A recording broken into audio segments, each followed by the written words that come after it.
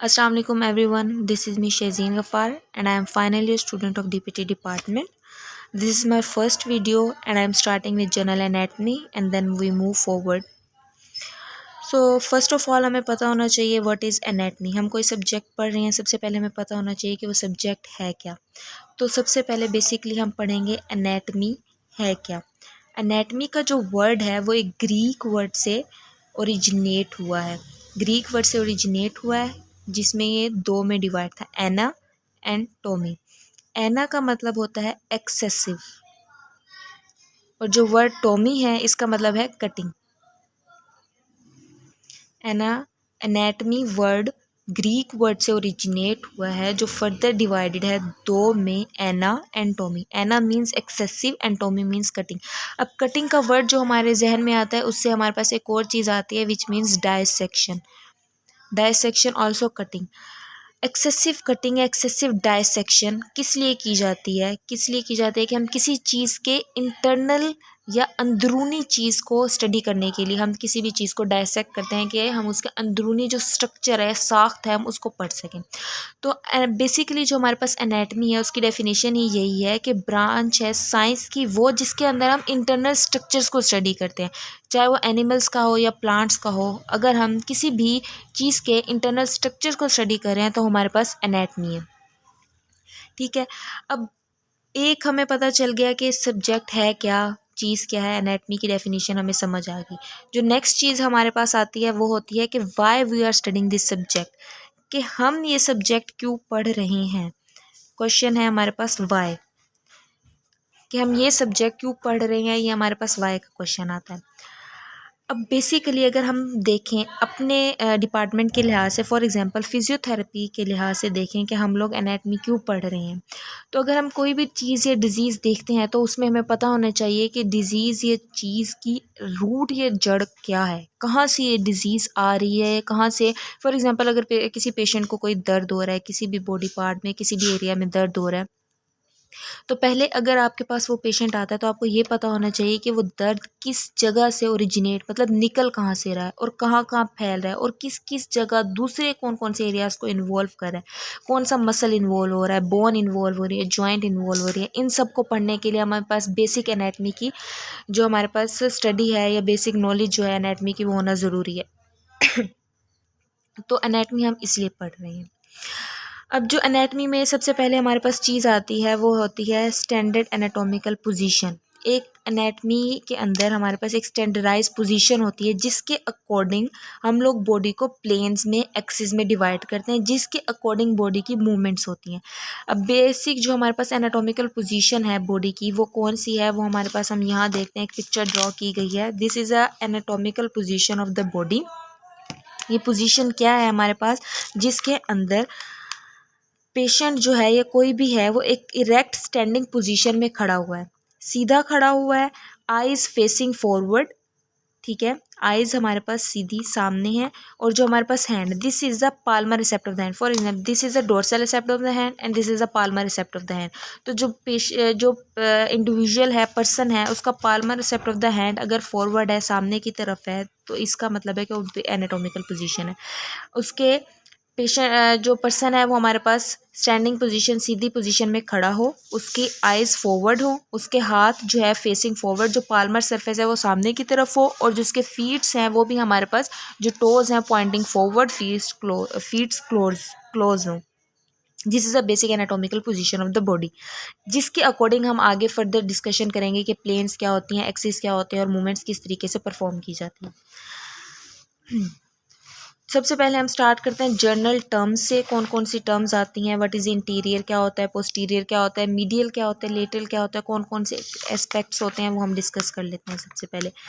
अब सबसे पहले हमारे पास यहाँ वर्ड आ रहा है इंटीरियर, कि इंटीरियर क्या होता है. इंटीरियर का मतलब है सामने वाली surface, front surface of the body. For example this is a body, इसकी जो ये हमारे पास फ्रंट सरफेस है, this is called the interior surface of the body.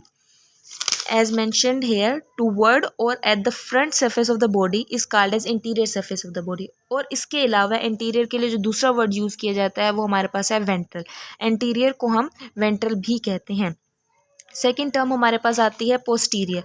Posterior means the back side of the body या back surface of the body. For example this, अगर ये patient person जो है वो सीधी पोजीशन में खड़ा है तो this is the anterior side of the body, और इसकी जो बैक साइड होगी वो हमारे पास आएगी posterior side of the body, जिसका दूसरा नाम उसको हम डोर्सल साइड ऑफ बॉडी भी कहते हैं, dorsal side of body.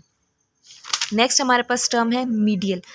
Medial side of body किसको कहते हैं? Medial side of the body means के मिड लाइन के तरफ, जो मिड लाइन की तरफ होगी वो हमारे पास medial side of the body होगी। This is the anatomical position of the body. अगर हम इसकी मिड लाइन ड्रॉ करें तो सेंटर से नीचे की तरफ दरमियान में ये हमारे पास आ जाएगी मिड लाइन। एक बॉडी को हमने एक मिड लाइन में डिवाइड कर दिया, ये मिड लाइन आ गई। अब इस मिड लाइन के करीब जो हमारे पास एरिया होगा वो हमारे पास मीडियल होगा। मीडियल नाम से जाहिर हो रहा है कि मिड लाइन की तरफ, और जो हमारे पास लेटरल होगा वो हमारे पास जो बॉडी से अवे मूव कर रहा होगा, जो दूसरी साइड होगी वो हमारे पास लेटरल साइड होगी। एग्जाम्पल लेते हैं, ये हमारे पास एक हैंड है, इस हैंड की दो साइड्स हैं, एक ये साइड है और एक ये साइड है। ये साइड जो हमारे पास मिड लाइन जो हमने ड्रॉ की थी उसके करीब है, near to the midline, that's why it is called as a median side of the hand। और दूसरी साइड है जो हमारे पास मिड लाइन से दूर है as compare to this area, this is called the lateral side of the hand. medial side towards the mid plane of the body and lateral away from the mid plane of the body as we discuss here। ये mid line है, इसके करीब जो हमारे पास आ रहा है area वो हमारे पास मीडियल एरिया है, और जो उससे साइड पे या दूर है थोड़ा सा वो हमारे पास लेटरल एरिया है बॉडी का। नेक्स्ट हमारे पास जो टर्म है वो है सुपीरियर। सुपीरियर और इन्फीरियर, ये दो टर्म्स ऐसी हैं जो आपने पहले भी पढ़ी होंगी अपने किसी भी सब्जेक्ट में। सुपीरियर का मतलब होता है ऊपर, बड़ा। सुपीरियर का मतलब होता है बड़ा, और इन्फीरियर का मतलब होता है छोटा। तो जो एरिया ऊपर की तरफ होगा, सुपीरियर अपर साइड पे होगा, वो हमारे पास सुपीरियर होगा, और जो नीचे होगा वो हमारे पास इन्फीरियर साइड होगी। फॉर एग्जांपल ये हमारे पास बॉडी है, अब इसकी सुपीरियर और इन्फीरियर साइड को देखा जाए तो जो हमारे पास हेड वाली साइड है वो हमारे पास सुपीरियर साइड है बॉडी की, और जो हमारे पास टोज और फीट का एरिया है वो हमारे पास है inferior side of body. Next हमारे पास है प्रोक्सिमल और डिस्टल। प्रोक्सिमल और डिस्टल अगर हम देखें सिंपली, अगर देखें प्रोक्सिमल वर्ड स्टार्ट हो रहा है किस वर्ड से? पी से, हम इसको कह देते हैं पास, और जो डिस्टल वर्ड है वो हमारे पास स्टार्ट हो रहा है डी से, विच मीन्स हम इसको दूर से डिनोट कर देते हैं, ठीक है। पास और दूर, जो एरिया हमारे पास पास होगा बॉडी की सरफेस के वो हमारे पास होगा प्रोक्सिमल, और जो दूर होगा वो हम उससे कह देंगे डिस्टल। फॉर एग्जांपल हम इसकी भी एक एग्जांपल ले लेते हैं। ये हमारे पास पोजीशन, हमने इसी पोजीशन के अकॉर्डिंग सारी टर्म्स पढ़नी है because this is a standard position. For example ये हम लोग एक बोन यहाँ जो हमारे पास यहाँ पे एक बोन होती है उसे हम कहते हैं फीमर। सिंपली हम उसको डिस्कस कर रहे हैं, डिस्टल और प्रोक्सिमल को समझने की कोशिश करते हैं। जो हमारे पास प्रोक्सिमल सरफेस है, क्योंकि ये एरिया ऊपर है, सुपीरियर साइड के करीब है as compare to this side, this surface या this area, so this is a proximal area पास टू द सुपीरियर सरफेस। और ये एरिया हमारे पास सुपीरियर सरफेस से दूर है as compare to this area, this is called as a distal area. तो जो एरिया हमारे पास पास होगा उसे हम कहेंगे अपर सरफेस होगी या करीब होगा उसको हम प्रोक्सिमल कहेंगे, और जो हमारे पास दूर होगा उसे हम डिस्टल सरफेस कहेंगे। Toward the origin and beginning of the structure, किसी भी स्ट्रक्चर की स्टार्ट में जो आ रहा है। फॉर एग्जांपल ये हमारे पास एक बोन है, let's suppose this is a bone और दिस इज़ अ बोन। इस बोन के जो किसी भी स्ट्रक्चर का जो स्टार्ट होता है, किसी भी स्ट्रक्चर का स्टार्ट वो हमारे पास आएगा प्रोक्सिमल, और किसी भी स्ट्रक्चर का जो एंड पॉइंट होता है वो हमारे पास डिस्टल है। एक बोन है और इस बोन का जो हमारे पास स्टार्ट है या बिगनिंग है वो क्या है हमारे पास प्रोक्सिमल एरिया, और उस स्ट्रक्चर का जो एंड पॉइंट है या बोन का एंड पॉइंट है वो हमारे पास आएगा डिस्टल एरिया। अच्छा, नेक्स्ट हमारे पास आती हैं टर्म्स ऑफ मूवमेंट्स के मूवमेंट्स की कौन कौन सी टर्म्स होती हैं, मूवमेंट्स कौन कौन सी परफॉर्म करते हैं बेसिक एनाटॉमिकल पोजीशन में। सबसे पहले जो हमारे पास टर्म आती है वो है हमारे पास फ्लेक्शन। व्हाट इज़ फ्लेक्शन और फ्लेक्शन को कैसे परफॉर्म किया जाता है, हम सबसे पहले इस चीज़ को देखते हैं। फ्लेक्शन वो मूवमेंट होती है बॉडी की जिसके अंदर हमारे पास जो एंगल है दो बोन्स के दरमियान का जो एंगल बन रहा होता है वो डिक्रीज़ हो जाए। अब दो बोन, सबसे पहले तो हमें ये पता होना चाहिए कि जहाँ पे दो बोन्स, फॉर एग्जांपल ये एक हमारे पास बोन है और ये हमारे पास सेकंड बोन है, जहाँ पे इन दोनों बोन्स ने मिलना है या ज्वाइन होना है वो पॉइंट हमारे पास क्या होता है, ज्वाइंट। उस एरिया को हम ज्वाइंट कहते हैं जहाँ पे आके दो बोन्स हमारे पास मिल रही होती हैं। अब हमारे पास फ्लेक्शन एक्सरसाइज क्या है। फ्लेक्शन मूवमेंट वो मूवमेंट होती हैं बॉडी की जिसके अंदर एक बोन और दूसरी बोन के दरमियान का या जॉइंट का जो हमारे पास एंगल है वो डिक्रीज़ हो जाए, वो हमारे पास फ्लेक्शन एक्सरसाइज हैं। अब वो कैसे परफॉर्म हो रही हैं, फॉर एग्जांपल कि हमारे पास एल्बो जॉइंट है। Let's suppose this is our elbow joint जो हमने यहाँ बनाया है। ये सपोज करें एक हाथ है, ये हमारे पास फोर आर्म का एरिया है और ये हमारे पास दरमियान में एल्बो जॉइंट है जहाँ पे दो बोन्स आके आपस में अटैच हो रही हैं। इसका एरिया कैसे, इसका एंगल डिक्रीज़ होगा अगर हम हाथ को ऊपर की तरफ मूव करेंगे। फॉर एग्जांपल हम हाथ की कुछ इस तरीके की पोजीशन बना लेते हैं तो ये हमारे पास क्या है, एंगल जो है दो बोन्स के दरमियान का वो क्या हो गया, डिक्रीज़ हो गया। This is called as flexion. यहाँ पे हमारे पास एक डायग्राम बनाई गई है। फॉर एग्जांपल कि हमारे पास ये सीधा हाथ है, ये एक बोन है, ये दूसरी बोन है, यहाँ पे हमारे पास एल्बो जॉइंट बन रहा है। जब इस हाथ को हम ऊपर की तरफ लेके आएंगे, इस तरफ मोड़ेंगे तो ये हमारे पास दो बोन्स के दरमियान का जो एंगल है यहाँ पे ये डिक्रीज हो रहा है। This is called as flexion. और जो एक्सटेंशन एक्सरसाइज है, नेक्स्ट हमारे पास है एक्सटेंशन एक्सरसाइजेज। ये क्या है, ये बिल्कुल ऑपोजिट है फ्लेक्शन एक्सरसाइजेज के। फॉर एग्जाम्पल कि अगर दो बोन्स या जॉइंट के दरमियान का जो एंगल है हमारे पास वो इंक्रीज़ हो रहा है तो हमारे पास एक्सटेंशन एक्सरसाइजेज हैं। जे सिमिलरली कि अगर हम फ्लेक्शन के पोजीशन में हैं, अगर हम इस हाथ को अब सीधा पीछे की तरफ लेके आएँ और इसको स्ट्रेट कर दें बिल्कुल इसकी तरह, तो ये हमारे पास क्या है, एरिया या एंगल जो है यहाँ पे इंक्रीज़ हो रहा है। फॉर एग्जांपल ये हमने पोजीशन बनाई, अब इस पोजीशन को हम सीधा कर लेते हैं। ये एक बोन है हमारे पास, ठीक है, ये दूसरी बोन है और यहाँ पे ये दोनों ज्वाइन हो रही हैं, तो ये क्या है, एंगल, इतना एंगल है इसका, मतलब इंक्रीज्ड एंगल है। This is extension. और अगर ये पोजीशन है कि हमने एल्बो को बेंड कर लिया है तो ये हमारे पास जो एंगल है एज़ कम्पेयर टू दिस, हम इन दोनों एंगल्स को कंपेयर करें तो ये एंगल हमारे पास ज़्यादा है और ये एंगल हमारे पास कम है। This is an extension and this is flexion. Next हमारे पास टर्म जो है वो है एबडक्शन। एबडक्शन और एडक्शन ये दो टर्म्स है। एबडक्शन का मतलब एबडक्ट करना, माइनस करना, ये दूर लेके जाना। एडक्शन का मतलब है ऐड करना और करीब लेके आना, ठीक है। अब इसकी हम एग्जांपल एक छोटी सी लेते हैं, अपने हैंड से एग्जांपल हम लेते हैं। सेम एज़ हम लोग मिड लाइन के जो है अकॉर्डिंग ही करेंगे इसको। फॉर एग्जांपल ये मेरा हाथ है तो इसकी जो मिड लाइन ड्रॉ होगी वो होगी मेरी मिडल फिंगर से। अगर मिडल फिंगर में मैं से एक लाइन ड्रॉ करूँ अपने Palmer aspect of the hand पे, which is the standard position में जो हम पाल्मर रिसेप्ट रखते हैं, उसके अकॉर्डिंग अगर मैं एक मिड लाइन ड्रॉ करूँ तो जो मेरा मिडल फिंगर है वो मिड लाइन है। सपोज करें मिडल फिंगर मिड लाइन है, तो अगर मैं दूसरी फिंगर्स को इस मिडल फिंगर से दूर लेके जा रही हूँ, मतलब एबडक्ट कर रही हूँ, this is called as abduction.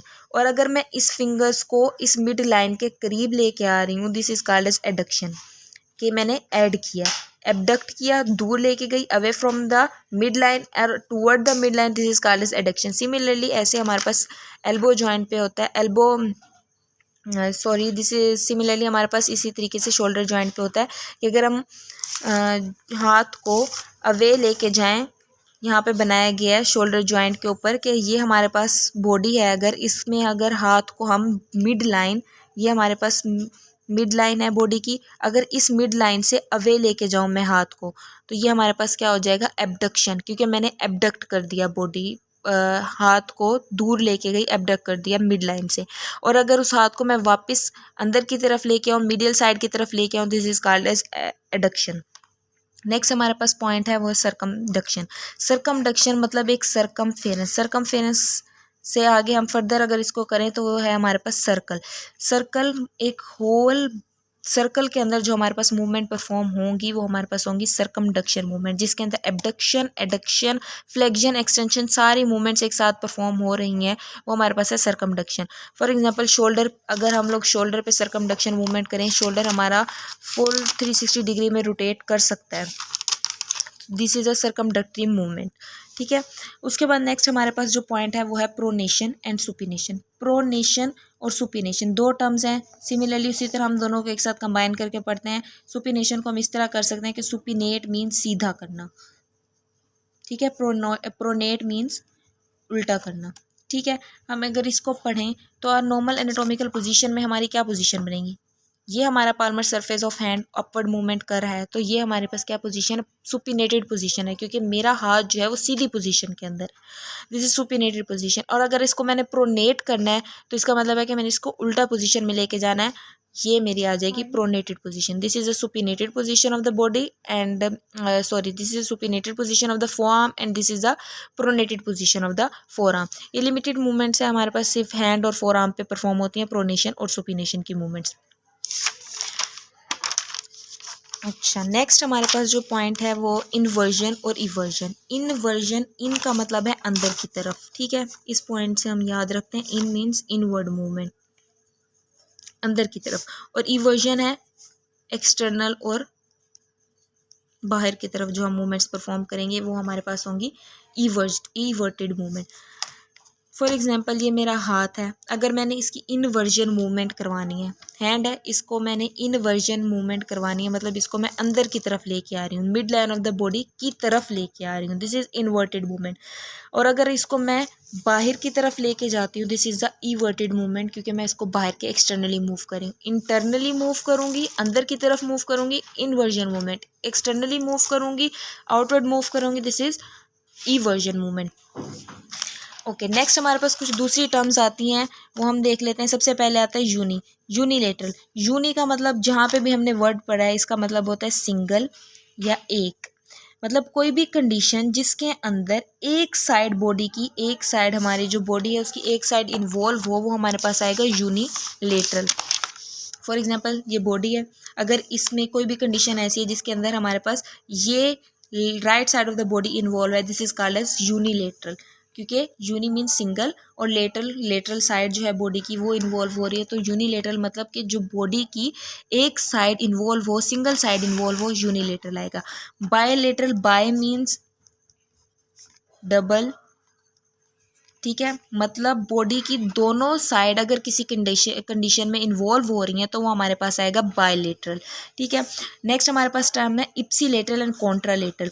Contra और इप्सी का वर्ड है, इप्सी का वर्ड का मतलब होता है सेम और कॉन्ट्रा वर्ड का मतलब होता है ऑपोजिट,